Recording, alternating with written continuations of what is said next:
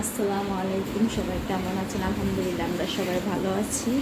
এই যে এখানে গতকালকে সাফানের আপু একটা তরমুজ নিয়ে এসছে। এই তরমুজটা আমি এখন কালকে আর কাটিনি, আজকে কেটে ফ্রিজে রেখে দেবো। আজকে শরবত বানাবো তরমুজটা দিয়ে। এখানে যে সুতি একটা কাপড় দিয়ে ভালো করে আমি মুছে তারপর ফ্রিজে রেখে দেবো কেটে।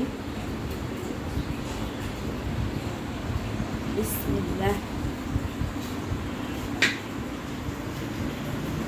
লাল হলে তো ভালোই।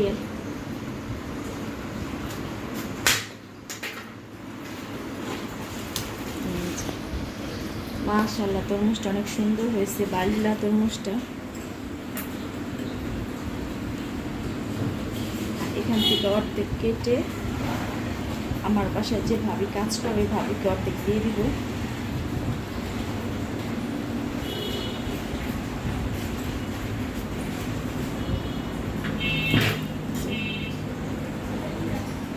অর্ধেক ভাবিকে দিয়ে দিব, যাওয়ার সময় ইফতারের সময় খাবে।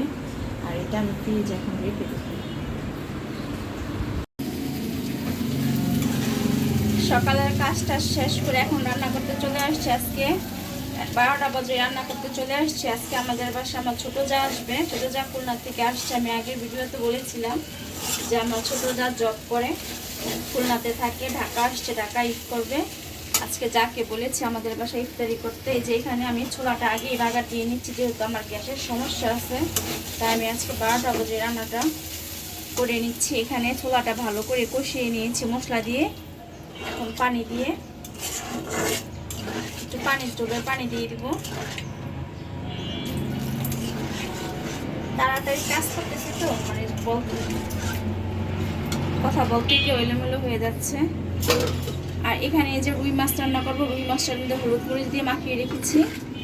আর এখানে যে মুরগির মাংস কিউব করে কেটে রেখেছি, এটা একটু লবণ, লেবুর রস আর আমি একটু বেকিং সোডা দিয়ে মেখে রেখেছি, তাহলে মাংসটা অনেক সফট হয়। সাসলিক বানাবো, সাসলিকের জন্য। এখন আমি মুরগির মাংসটা ম্যারিনেট করে রেখে দিব। এখানে পরিমাণ মতো আদা রসুন বাটা দিলাম,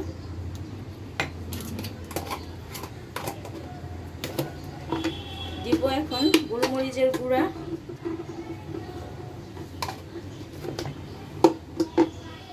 আর একটু সস দিব।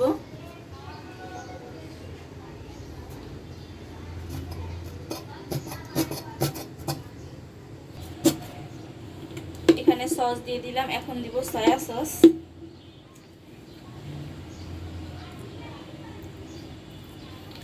এখানে প্রায় আন্দাজ মতো আমি 2 টেবিল চামচ দিয়ে দিলাম সয়া সস। এখন দিব শুকনা মরিচের গুঁড়া।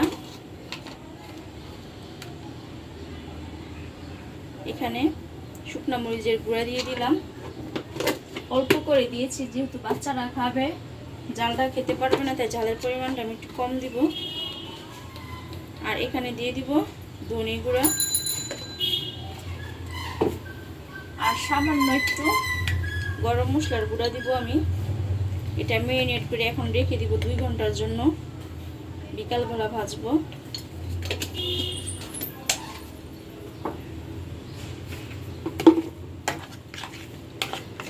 যেটা এভাবে ম্যারিনেট করে রান্না করে দেবে। এই পাশে বুটটা হচ্ছে, আর পাশাপাশি অন্য কাজগুলো গুছিয়ে নেব।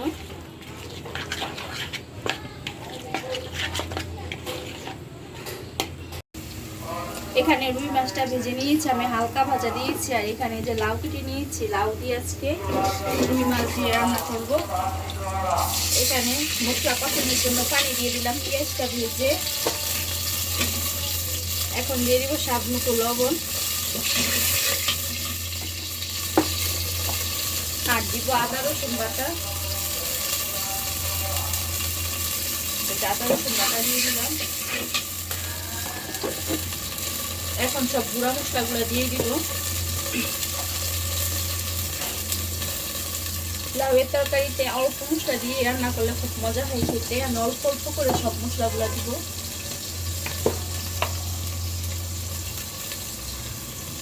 হলুদের গুঁড়া দিয়েছি, ধনে গুঁড়া দিলাম। এখন শুকনা মরিচের গুঁড়া দিব আমি অল্প করে।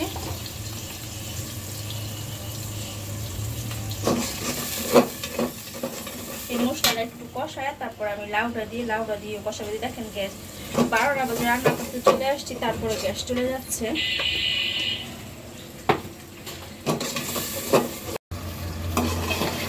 মশলাটা কষিয়ে লাউডা দিয়ে কিছুক্ষণ কষিয়েছি। এখন এই যে ঝোলের পানি দিয়ে দিব।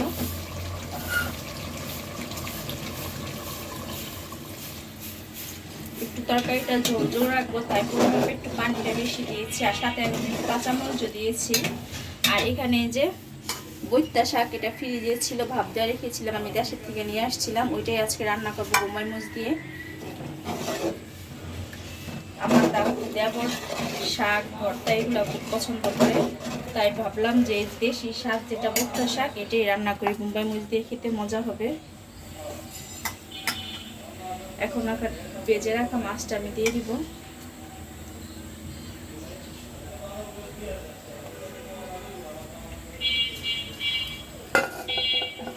অল্প অল্প করে সবকিছু রান্না করতেছি, কারণ এমনিতে আমাদের আগে তরকারিও আছে, খাওয়া হয় না আসলে রমজানের মধ্যে।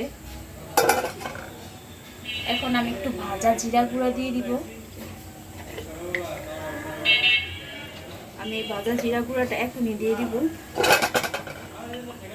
এই যে অল্প করে দিয়ে দিলাম আমি ভাজা জিরা গুঁড়াটা।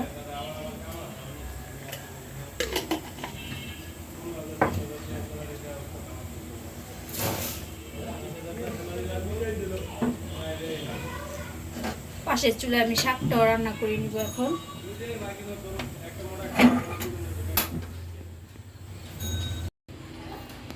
রান্না বান্না শেষ। এখানে যে সাসলিকগুলা কাঠিতে গেঁথে নিয়েছি, আর এখানে মিষ্টি কুমড়া কেটে নিয়েছি, মিষ্টি কুমড়া নিয়ে ভাজবো। এখানে আলুর চপ, আমি এখন একটা একটা করে ভাজা বসাই দিব। বিসমিল্লাহ।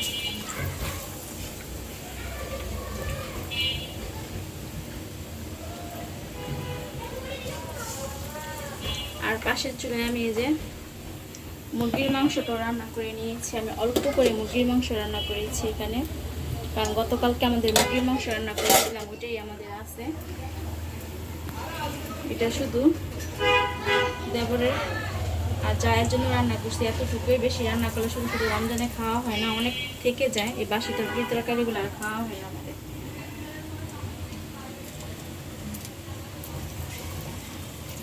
আলুর চপগুলো সব ভেজে নিব একইভাবে। আলুর চপগুলো ভাজা হয়ে গেছে। এখন এই যে মিষ্টি কুমড়া নিয়ে ভাজতেছি।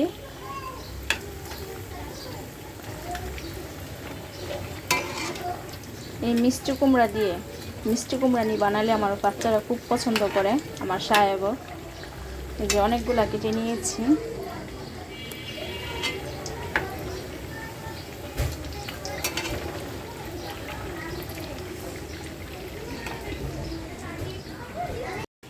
এখানে সবগুলো আলুর চপ, বেগুনি, মিষ্টি কুমড়া নিয়ে আর পেঁয়াজও সবগুলো ভেজে নিয়েছি। এখন সাসলিকগুলো আমি ভেজে নিব।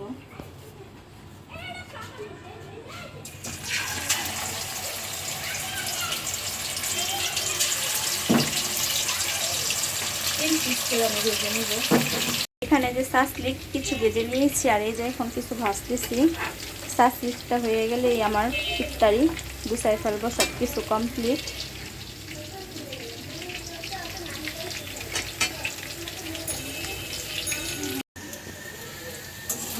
বিকালে ইফতারি বানানোর পর আর ভিডিওটা আমি কন্টিনিউ করতে পারিনি। দেবর চলে আসছে, আর যা তো দুপুরবেলায় চলে আসছে, আমাকে একটু হেল্পও করেছে কাজে ব্যস্ত ছিলাম, তাই আর ভিডিওটা পুরোপুরি করতে পারি না। আর কারোর সামনে ভিডিও করতে গেলে আমার একটু আনইজি ফিল হয়, মানে খুব লজ্জা লাগে, তাই ভিডিওটা করিনি। এখন এই যে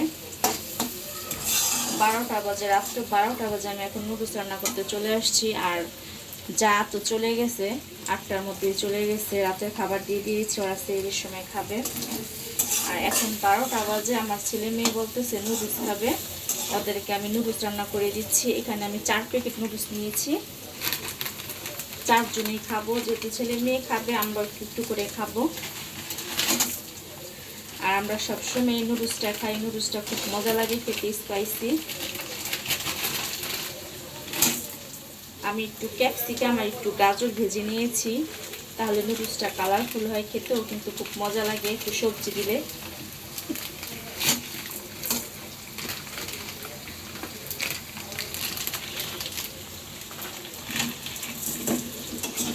এর মধ্যে আমি যে এখানে ফুটানো পানিটা দিয়ে দিব। আজকে আমি একটু শর্টকাটে এই নুডলসটা রান্না করতেছি।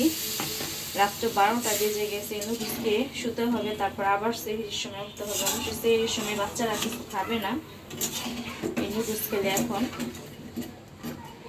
তাই চটপট নুডলসটা এইভাবে তাড়াহুড়া করে রান্না করে দিচ্ছি। এই যে 4 প্যাকেট নুডলসের সাথে 4 প্যাকেট মশলা ছিল, ওইটা দিয়ে দিব।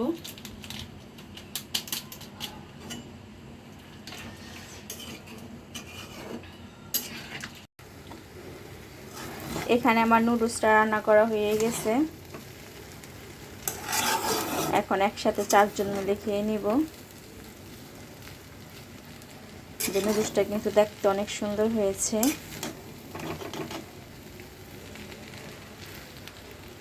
আর আজকের ভিডিওটি আমার কেমন লাগলো অবশ্যই কমেন্টে জানাবেন। আমার চ্যানেলটি সাবস্ক্রাইব করবেন, আমার পাশে থাকবেন। আজকের মতো এখানে বিদায় নেব আপনাদের কাছ থেকে। সবাই ভালো থাকবেন। আল্লাহ হাফেজ।